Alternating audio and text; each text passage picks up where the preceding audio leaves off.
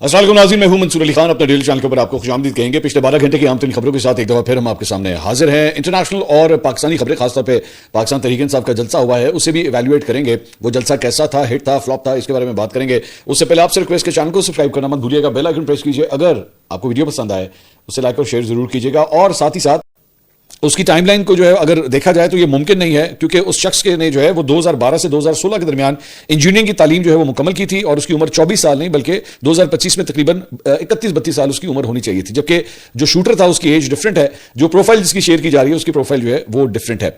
बाद में उस शख्स ने एक्चुअली जो जिसकी झूठी शनाख्त जो है वो सर्कुलेट की जा रही थी, उसने खुद कहा कि भाई मेरा कोई ताल्लुक नहीं है, मेरा नाम अलबत्ता वो जरूर है, लेकिन मुझे जो है वो बिला वजह बदनाम किया जा रहा है, मेरा इस वाक़े से जो है वो कोई ताल्लुक नहीं है। अब आज ये कुछ लोकल खबरों की तरफ और बात करते हैं पाकिस्तान तहरीक इंसाफ की, जिसने कोहाट में जलसा किया। इससे पहले एक हफ्ता पहले इतवार को उन्होंने पेशावर में जलसा किया था, वहीं पे उन्होंने ऐलान कर दिया था कि वो कोहाट में भी जलसा करेंगे। जनाना मल ग्राउंड में जो है वो ये जलसा मुनक्किद किया गया, और तकरीबन 2000 कुर्सियां जो है बताया जाता है कि वहां पे लगाई गई थी।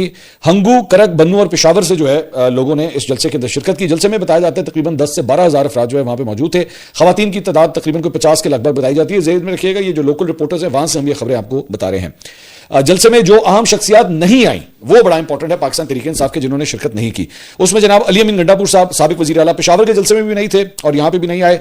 अली मोहम्मद खान नहीं आए, शहराम तरकई, आतिफ खान, असद कैसर, सेक्रेटरी जनरल सलमान अकरम राजा, शाह फरमान, तहफ़्फ़ुज़ आईन पाकिस्तान की क़यादत भी जो है वो इस मरतबा वहां पर मौजूद नहीं थी। सुहेल आफरीदी साहब ने अलबत्ता जो तकारीर हुई हैं वो काफ़ी हद तक फौज मुखालिफ तकारीर जो है वहाँ पे की गई। सुहेल आफरीदी साहब वज़ीर आला, उन्होंने खिताब किया, उन्होंने एक शेर से जो है वो आगाज़ किया। उन्होंने कहा, ये अमरीकी दलाल भला क्या खाक डराएंगे हमको, हम राह वफा के राहरो हैं, मंजिल पे ही जाकर दम लेंगे। उन्होंने कहा, उसके बाद मरीम नवाज के ऊपर तनकीद की। उन्होंने कहा, जी पंजाब की एक मैंडेट चोर वज़ीर आला जो का के ऊपर की और की के ऊपर का लिखती है वो मुझे मशवरे दे रही है। बेसिकली मरीम नवाज का एक कुछ साउंड बाइट था जिसमें उन्होंने का की जो है वो फंबल हुआ था, ये उसको जो है वो रिपीट कर रहे हैं। उन्होंने कहा, यहां पर पॉलिसी और राज सिर्फ इमरान खान का चलेगा, यह हुकूमत और तमाम इदारे इमरान खान को झुकाने पर लगी हुई हैं। हम अदालतों में जाते हैं और जज हमसे मिलना भी गवारा नहीं करते। जो हमारे मुहाफिज थे वो हमारे कातिल बने हुए हैं। अब आप इससे अंदाजा कर सकते हैं कि कहानी जो है वो किस तरफ जा रही है। आप बताएं हमारे पास क्या हल है। कुछ टाउट्स टीवी पर बैठते हैं और डराते हैं कि डी चौक आए तो गोलियां मार दी जाएंगी। इमरान खान का जेल से पैगाम आ गया है, आजादी या मौत। इस दफा हम गए तो आजादी लेकर आएंगे और कफन में आएंगे। आप लोगों ने तैयार रहना है। इमरान खान साहब ने जिम्मेदारी, चाहे वो मुज़ाकरत की हो या एहतजाज की हो, वो तहरीक तहफ़्फ़ुज़ आईन पाकिस्तान के महमूद अशरफी साहब और अल्लामा राजा नासिर अब्बास को दी है, लेकिन मैंने उनसे मुलाकात की है और सबके ताउन की यकीन दहानी कराई है। तो इंशाल्लाह जब भी इनकी तरफ से कॉल आई आपने तैयार रहना है और हमने हकीकी आज़ादी उनसे छीन कर लेनी है। तो ये वज़ीर आला का खिताब था। उसके बाद पीटीआई केपीके के जो सदर हैं जुनैद अकबर, वो आए। उन्होंने कहा, जी डी चौक के हवाले से हम डिसिप्लिन के पाबंद हैं। खान साहब ने जिम्मेदारी अचकज़ई साहब को दी है, अगर डायलॉग करना है तो अचकज़ई साहब ने करना है। हमें जिस दिन हुक्म मिला, चाहे डी चौक का हो या डाला का हो, हम अपनी क़यादत को मायूस नहीं करेंगे। 26 नवंबर को हम तैयार नहीं थे। जिस इदारे को हमने अपना पेट काट कर बंदूक दी, हम समझ रहे थे कि इदारे हमारा तहफ़्फ़ुज़ करेंगे। मैं ये तवक्को नहीं कर रहा था कि मेरे टैक्स से जो बंदूक उसके हाथ में है, ये वर्दी जो उसने मेरे टैक्स के पैसों से पहनी है, उसकी गोली मुझ पर चलेगी। मैं तैयार नहीं था। दोबारा ये फौज की तरफ ही रेफरेंस है। यह आपकी गलतफहमी है कि आप हमें ये प्रेस कॉन्फ्रेंसेज और FIR से डराएंगे। मैं आपसे डरता हूं, लेकिन मेरी जगह कोई और आएगा तो वो डरेगा नहीं और फिर आपको छुपने की जगह नहीं मिलेगी। लेकिन आपकी ताकत के नशे ने आपको अंधा किया हुआ है। आपकी इज्जत करना लोगों ने छोड़ दी है, लेकिन आपको समझ नहीं आ रही। ये अवाम की अक्सरियत है। ये 2% के मौलवी नहीं जो आपके लिए तारीफ करेंगे, ये वो मौलवी नहीं जो मजहब को बेचते हैं। जिस पर इमरान खान लानत भेजेगा उस पर 24 करोड़ अवाम लानत भेजेंगे।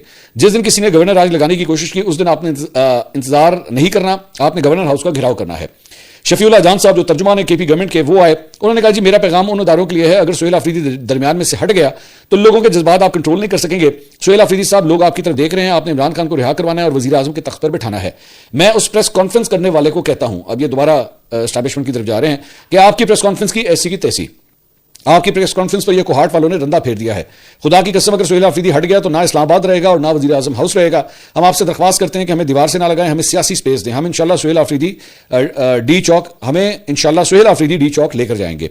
उसके बाद जनाब सूबाई वजीर कानून आफ्ताब आलम साहब आए। उन्होंने कहा, जी गवर्नर राज की बातें करने वाले सुन ले, इक़्तिदार कभी भी हमारी कमजोरी नहीं, गवर्नर राज का शौक पूरा कर ले, लेकिन याद रखें ना फिर गवर्नर होगा और ना गवर्नर राज। इमरान खान अब उनके लिए सिक्योरिटी थ्रेट बन चुका है, लेकिन हम उन्हें कहते हैं इमरान खान पूरे पाकिस्तान की धड़कन है। अशराफिया राज और माफिया के लिए इमरान खान सिक्योरिटी थ्रेट है। हमारा वर्कर से वादा है कि इस बार डी चौक जाएंगे और इमरान खान को भी लाएंगे। प्रेस कॉन्फ्रेंस वाले आज का अपने डाल देख लें, इन वर्कर्स और अडियाला के दरमियान सिर्फ खैबर पख्तूनख्वा की काबीना है। शेर आफरीदी साहब, उन्होंने खिताब किया, कोहाट से उनका ताल्लुक है।